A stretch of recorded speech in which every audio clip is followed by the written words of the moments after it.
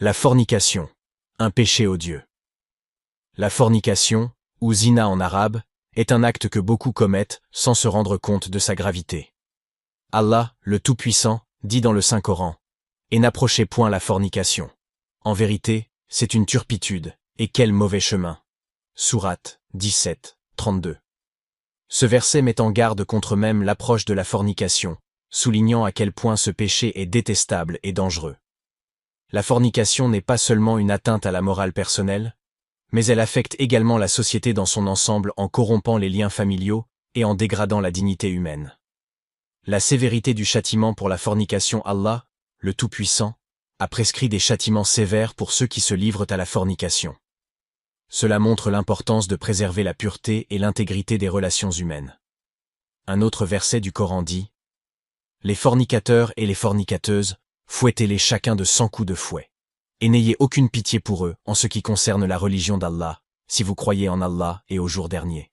Et qu'un groupe de croyants assiste à leur punition. » Sourate 24, 2. Ce verset souligne la nécessité d'appliquer des mesures strictes pour dissuader les gens de tomber dans ce péché. Toutefois, il est important de comprendre que l'islam encourage également le repentir et la miséricorde pour ceux qui se tournent sincèrement vers Allah. Une histoire à l'époque du prophète Moussa, paix sur lui. Laissez-moi vous raconter une histoire authentique qui s'est déroulée à l'époque du prophète Moussa, paix sur lui.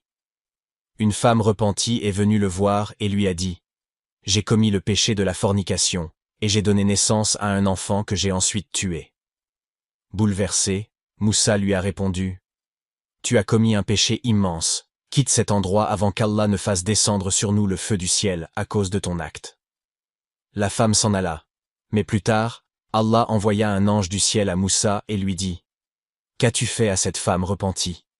N'as-tu pas trouvé quelqu'un de plus vil qu'elle » Moussa répondit « Et qui pourrait être plus vil qu'elle » L'ange lui répondit « Celui qui abandonne délibérément la prière, son péché est largement plus grave aux yeux d'Allah que celui de cette femme. » L'importance de la prière en islam.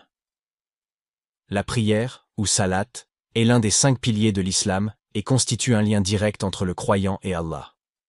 Abandonner la prière est un acte gravissime qui rompt ce lien sacré. Le prophète Mohammed, paix et salut sur lui, a dit « Le pacte qui nous distingue d'eux, c'est la prière. Celui qui l'abandonne a, en effet, mécru. » Hadith rapporté par Muslim. Et dans un autre hadith, il a également dit « Entre l'homme et la mécréance et le polythéisme, il y a l'abandon de la prière. » Hadith rapporté par Muslim. Ces paroles du prophète soulignent à quel point la prière est essentielle dans la vie d'un musulman. Abandonner la prière, c'est se priver des innombrables bienfaits qu'elle apporte, non seulement sur le plan spirituel, mais aussi sur le plan moral et éthique. 4 versets du Coran sur la prière. Pour souligner davantage l'importance de la prière, voici 4 versets du Coran qui en parlent. Récite ce qui t'est révélé du livre, et accomplis la prière. En vérité, la prière interdit la turpitude et le blâmable. Le rappel d'Allah est certes ce qu'il y a de plus grand. Et Allah sait ce que vous faites. Sourate 29, 45. Et accomplis la prière aux 2 extrémités du jour et à certaines heures de la nuit. Les bonnes œuvres dissipent les mauvaises. Cela est une exhortation pour ceux qui réfléchissent. Sourate 11, 114. Accomplis la prière du déclin du soleil jusqu'à l'obscurité de la nuit, et fais aussi la lecture à l'aube, car la lecture à l'aube a des témoins. Sourate 17, 78. Et recherchez secours dans l'endurance et la prière. Certes, la prière est une lourde obligation, sauf pour les humbles. Sourate 2, 45. La fornication. Un péché odieux. La fornication, ou zina en arabe, est un acte que beaucoup commettent sans se rendre compte de sa gravité. Allah, le Tout-Puissant, dit dans le Saint-Coran « Et n'approchez point la fornication. En vérité, c'est une turpitude, et quel mauvais chemin. » Sourate 17, 32. Ce verset met en garde contre même l'approche de la fornication, soulignant à quel point ce péché est détestable et dangereux. La fornication n'est pas seulement une atteinte à la morale personnelle, mais elle affecte également la société dans son ensemble en corrompant les liens familiaux et en dégradant la dignité humaine. La sévérité du châtiment pour la fornication. Allah, le Tout-Puissant, a prescrit des châtiments sévères pour ceux qui se livrent à la fornication. Cela montre l'importance de préserver la pureté et l'intégrité des relations humaines.